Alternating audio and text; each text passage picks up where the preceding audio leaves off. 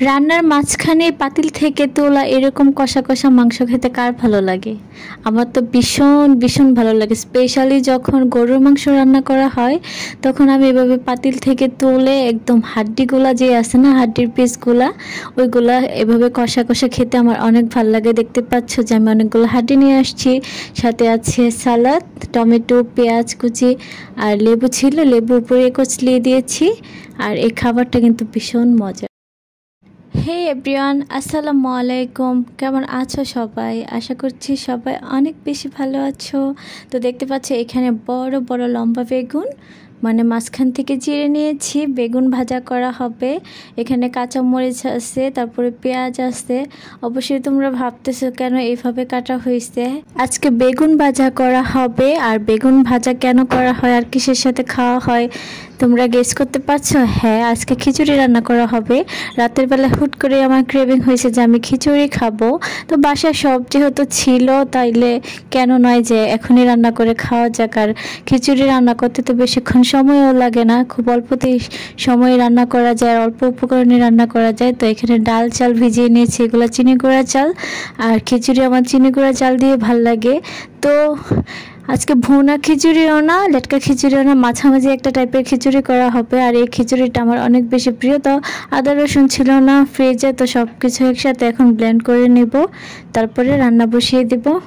তো সিঙ্কের মধ্যে আমি গরুর মাংসটা ভিজিয়ে নিয়েছি, এটা ফ্রিজে ছিল, তো এটা ডিফ্রস্ট হতে হতে এদিকে আমি মশলাটাকে ব্লেন্ড করে নিব। আর এদিকে আমি একটু হাত ধুয়ে নিচ্ছি, কেননা মাংসগুলো ধরছি তো একটু তেল তেল হয়ে আছে। তো এখানে চাল ডালগুলো ভিজে আছে, যে দেখতে পাচ্ছ যে মশলাটাও হয়ে গিয়েছে। এখানে কিন্তু আদা রসুন পেঁয়াজ ছিল, জাস্ট আর কিচ্ছু ছিল না। তো এখন রান্না বসিয়ে দেব। এই যে দেখতে পাচ্ছ, সব কিছু মেখে রান্না করব, তাই একসাথে সব কিছু ম্যারিনেট করে নিচ্ছি। তো প্রথমে গোটা মশলা দিয়ে দিয়েছি, তারপরে শুকনো গুঁড়া মশলা সব কিছু দিয়ে তেল দিয়ে তারপরে ভালো করে মেখে তারপরে রান্নাটা বসাবো। তো সব কিছু আমি এখন ভালোভাবে মেখে নিয়ে একটু ঝাল ঝাল করে রান্না করবো, এই কারণে মরিচটা একটু বেশি দেওয়া হয়েছে। আর এটা কিন্তু রাতের বেলার রান্না বান্না। ক্রেভিং আমার রাতের বেলায় হয়, দিনের বেলা কখনো কোনো কিছু ক্রেভিং সেইরকম ভাবে হয় না। তো তাই রাতেই রান্না বসাইছি, খাইতে মন চাইছে খাইয়া ফেলবো, দেখা গেল সকাল পর্যন্ত যদি না পাচ্ছি। তো এদিকে কিন্তু রান্না বান্না বসিয়ে দিয়েছি অনেকক্ষণ আগেই। তো এখন একটু ভালো করে নেড়ে দিচ্ছি, মাংস থেকে অনেকটা পানি ছাড়ছে, পানি কিন্তু আর আলাদা করে দেওয়া হয় নাই। তো ভালো করে মাংসটাকে একটু নেড়ে চেড়ে আবার কিছুক্ষণ ঢেকে দেব, তারপর অপর চুলায় আমরা অন্য কিছু বসিয়ে দিব।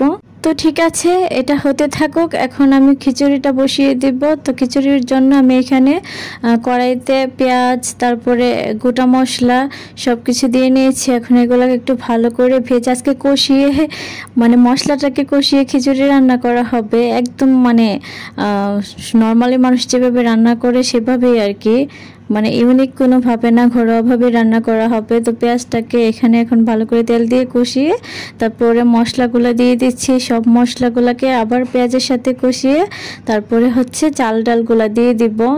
মানে বললাম না যে বোনা খিচুড়িও হবে না, আবার লেটকা খিচুড়িও হবে না, মাঝামাঝি একটা টাইপের খিচুড়ি হবে। আর এই খিচুড়িটাই আমার খেতে সবচেয়ে বেশি ভালো লাগে।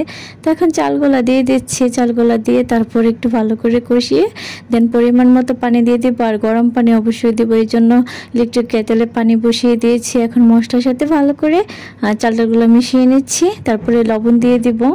নর্মালি আমার মানে স্পেশালি যদি বলতে চাই তাইলে আমার আসলে ভুনা খিচুড়ি খুব ভালো লাগে। আর বাসার সবাই পছন্দ করে লেটকা খিচুড়ি যেটা, এটা। তো আজকে মূলত কথা হয়েছে, মানে প্রথমে ভুনা খিচুড়ি রান্না করতে চাইছিলাম, পরে একটু পানি বেশি হয়ে যাওয়াতে এরকম হয়ে গেছে, যার কারণে এভাবেই খাবো। কিন্তু বিশেষ করে যখন খাইছি এটা অনেক বেশি মজা ছিল। আর বেগুন ভাজা কিন্তু গোল বেগুনগুলা দিয়ে খাইতে মজা, কিন্তু বাসায় তো আর ওইগুলা ছিল না, এগুলাই ছিল, তাই এগুলাই ভাজলাম। আর এটাও খেতে ভালোই লাগছে, খারাপ লাগে নাই।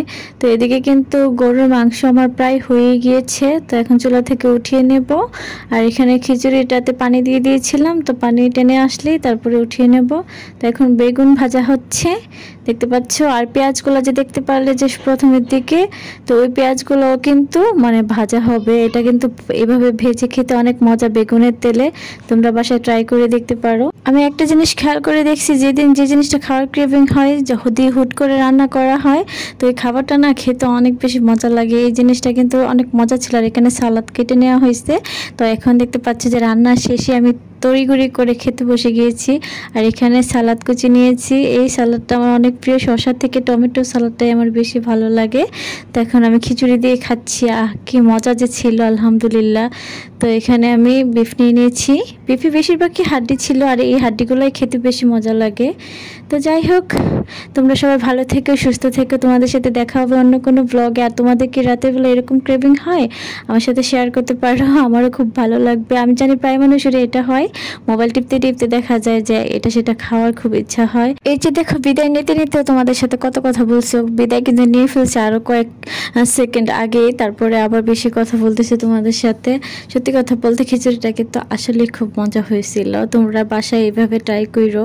বেশি প্যারা নিয়ে রান্না বান্নার দরকার নাই, খাইতে মন চাইলে খাইয়া ফেললেই হইলো। এত ইউনিক ভাবে রান্না করতে গেলে দেখা যায় যে পেঁচাল লাগে, পরে আর খাওয়া হয় না। তো যাই হোক, আল্লাহ হাফেজ।